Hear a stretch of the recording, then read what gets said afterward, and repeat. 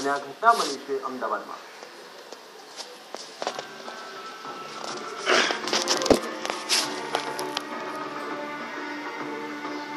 કોંગ્રેસની ઘરનું ઘર યોજનામાં ગરીબ મહિલાઓને દેખાયું સપનાનું ઘર અને યોજનાના ફોર્મ મેળવવા માટે પોતાના ઓળખપત્રો લઈ કલાકો સુધી લાઈનમાં પણ ઊભી રહી।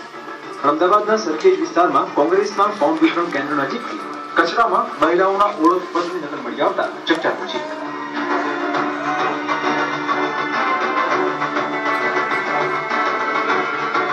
ઓળખપત્રોની નકલો કચરામાં આમતે બૂટથી નજરે પડતા લોકોના ટોળા ભેગા થઈ ગયા।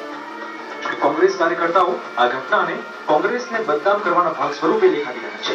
કોંગ્રેસના કાર્યકર્તાઓનું કહેવું છે કે આ ફોર્મ કોઈ બહારથી ફેંકેલું હોઈ શકે છે, કારણ કે તેમણે ભેગા કરેલા ઓળખપત્રોમાં સિરિયલ નંબર આપેલા છે। જે આ ફોર્મ પડેલા જડ્યા એ અમારા છે નહીં, અને જે નાખી ગયા છે કોઈ માણસોનું કાવતું છે બદનામ કરવાનો, અમારો પર્સનલ કોંગ્રેસ નહીં। અમે સિરિયલ વાઇઝ જે ફોર્મ લઈએ છીએ નંબર લખીએ છીએ, જે ફોર્મમાં નંબર હોય અમે ચૂંટણી કાર્ડ ઉપર નંબર લખીએ છીએ।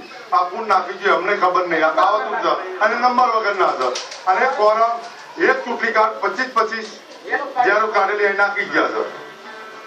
ભાજપે ફરી એક વખત કોંગ્રેસની યોજના ગરીબોને ગુમરાહ કરતા ગણાવી છે। કોંગ્રેસના આક્ષેપ પર ભાજપે સ્પષ્ટતા કરી છે કે ઓળખપત્રોની નકલો ત્યાં કઈ રીતે પડી હતી તે કોંગ્રેસના કાર્યકર્તા જાણતા જ હોવા જોઈએ।